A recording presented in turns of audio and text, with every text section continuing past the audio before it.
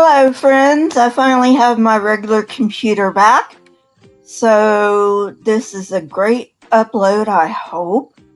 I know I promised you Origins of Religion 5, but I had been working on what would better be called the Anthropology of Religion.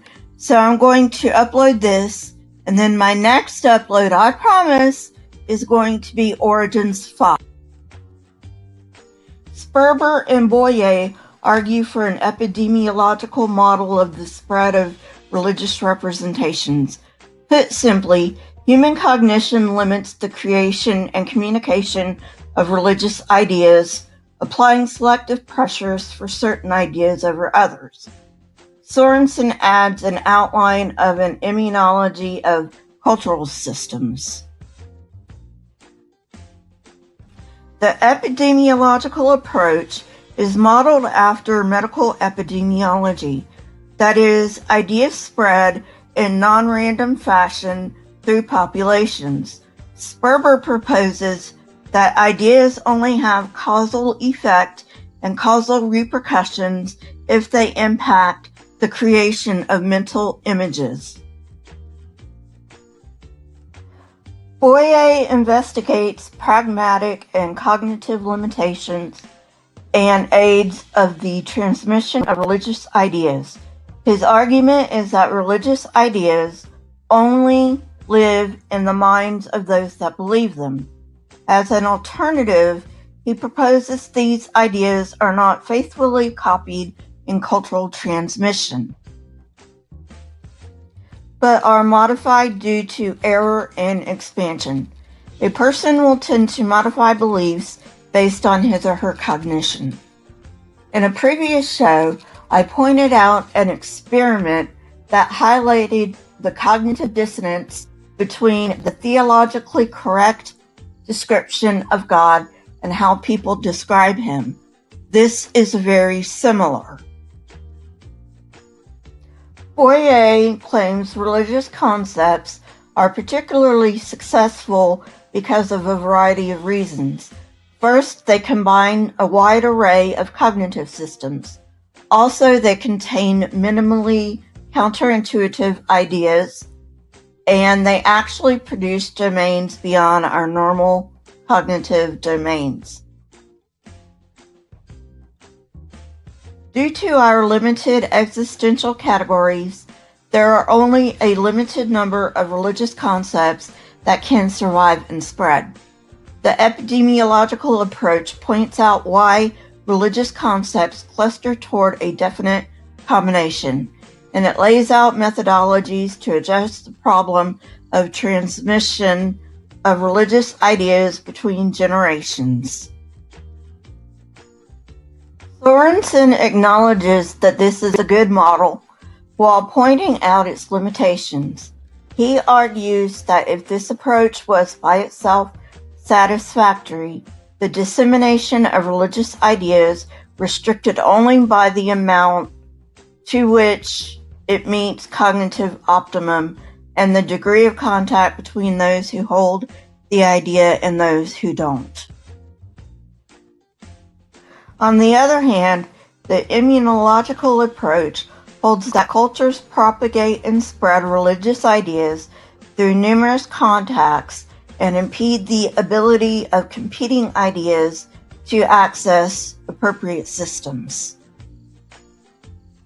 Sorensen also argues that while the cognitive approach of deconstructing complex concepts into simpler ones is useful, we should also stress the importance of systems-level properties.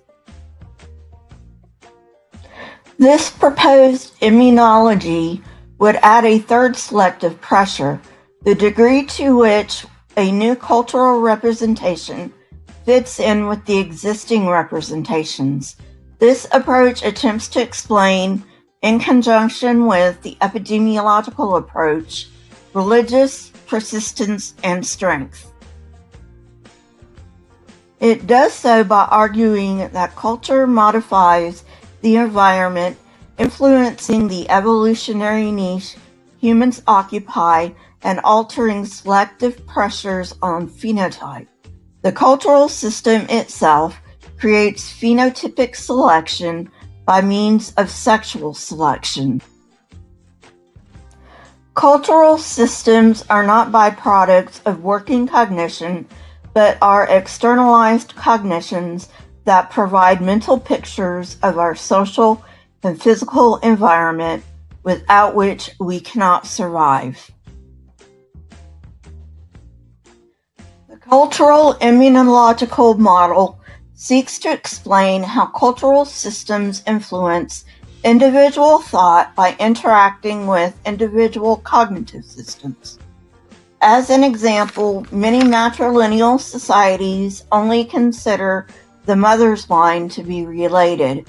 In other words, your father's brother isn't your uncle, but your mother's brother is. Sorensen argues that this model is not in favor of seeing cultural systems as determining individual thought.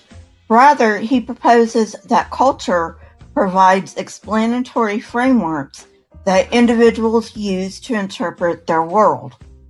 There is a relationship between the cultural model of an individual and his or her religious ideas. Selective pressures will favor those religious concepts that best fit within that culture. In other words, new religious ideas are evaluated by pre-existing cognitive models. Harvey Whitehouse has investigated memory in ritual form and has concluded that there are two modes for how memory affects the survival of rituals. One he refers to as imagistic. This kind of ritual contains excitement but are rarely performed. The other mode is the doctrinal mode, in which the ritual is dull but frequently performed. Each of these methods exploits a very different kind of memory, episodic and semantic memory respectively. Sorensen argues that ritual action actually is less affected by cultural immunity and thus makes a better example for the epidemiological model than religious concepts.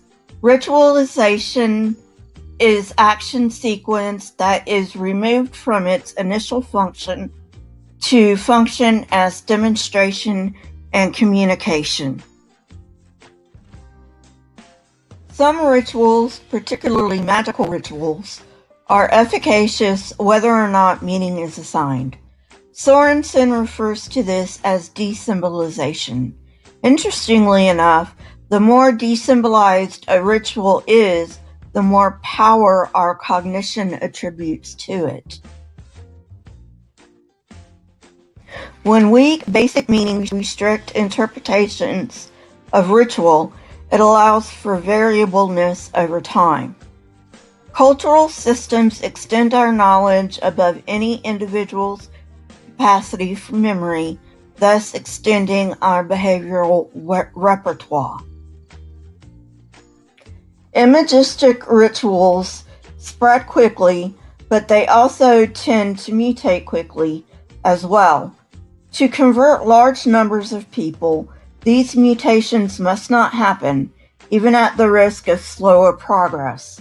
For people to adopt new ritual practice, doctrinal ritual is needed to supplant existing cultural models.